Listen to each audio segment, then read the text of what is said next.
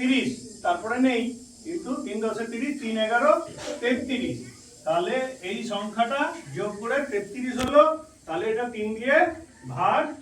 যাবে ঠিক আছে এবার তুই বল এই সংখ্যাটা 3 দিয়ে যাবে কি পাল্টে কি সংখ্যা করব একটা যাতে 3 দিয়ে যায় তুই বলবি খালি এই সংখ্যাটাকে 716 এমন একটা পাল্টে আমি যেমন পাল্টালাম তুই পাল্টে আমাকে বল যে এটা 3 দিয়ে যাবে এখন যোগফল কত আছে সবাই শুনবি ও বলবে কেউ হাত তুলবি না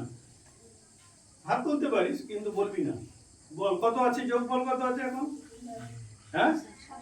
কত এটা কত আছে যোগফল হ্যাঁ 13 না আবার ভালো করে যোগ কর স্যার 2 কমাতে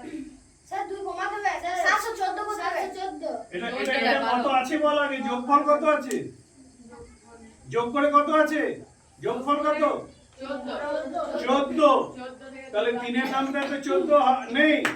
তাহলে 3 এর নামটা কি করলে 14 হবে 2 কমাতে হবে তাহলে 12 হলেই হবে তাহলে 2 কমিয়ে দিচ্ছি ওই যেটা বললো ওখান থেকে আওয়াজ এসছে ঠিক এরকম যে জানবি সে হাত তুলবি আগে বলবি না 14 7 থেকে 8 আর 4 12 এখন হলো 12 এটা 12টা 3 দিয়ে ভাগ যায় তাহলে এটা এখন 3 দিয়ে ভাগ যাবে তাহলে ও কমাতে বললো এবার আমি বলছি বলতো এটাকে কি বাড়াতে হবে বাড়ালে এটা যাবে হ্যাঁ এখন যা আছে এখন 1 বাড়ালে হবে না এখন যোগ কত আছে কত বাড়াতে হবে হ্যাঁ কে বললো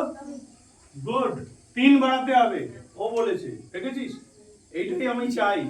5 6 7 8 বলে নয় শুনেছে ভালো করে এখন আছে 12 3 এর নামটা আছে 15 বাড়াতে বলেছে স্যার বলেছে বাড়াতে তাহলে এটা 12 পরে হবে 15 মানে 3 বাড়াতে হবে এবার 3টা যেখানে খুঁজি বাড়া যে এই 4 আছে দেখে নে সব রকম ঘুরিয়ে ফিরিয়ে শেখাচ্ছি 4 আছে এটা 7 হবে তাহলেও হবে ঠিক আছে আবার এই 4টা 4ই রাখলাম তাহলে আর কি করব একটা আছে এককে আমি 3 বাড়িয়ে দিচ্ছি যে কোনো সংখ্যাকে 3 বাড়িয়ে দিলেই হবে যোগফল দেখবি মজা এটা তো 7 আছে তো একেও 3 বাড়িয়ে দিচ্ছি 1 0 7 আর 3 10 হলো তো 3ই তো বাড়ালাম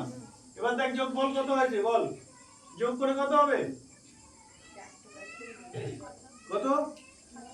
কত যোগ করে সংখ্যাগুলো যোগ করলে কত হবে 18 কে বলছিস 18 গরু কত করে 4 4 8 রাখে স্যার 9 কে বলি 9 গুড 9 1 এটা তো শূন্য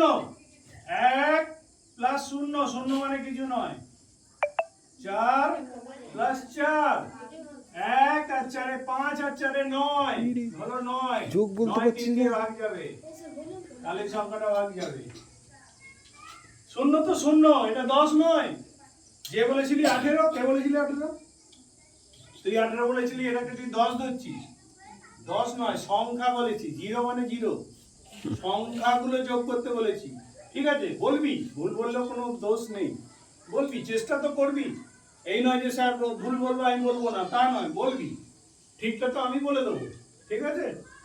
এটা শূন্য এটা 10 নয় লিখেছি 10 1044 1044 কিন্তু সংখ্যাগুলো যোগ করতে বলেছি 1 যোগ 0 যোগ 4 যোগ 4 4 4 8 আর 1 9 বোঝাতে পারলাম কে বুঝিসনি হাত তোল এখানে হাত তোল যে 3 দিয়ে ভাগ যাবে কি করে বুঝবো ঠিক আছে এবার লেখ 3 দিয়ে ভাগ যাবে সেই সংখ্যা যদি সংখ্যাগুলোর যোগফল যেমন 33 যেমন 9 যেমন 12 হচ্ছে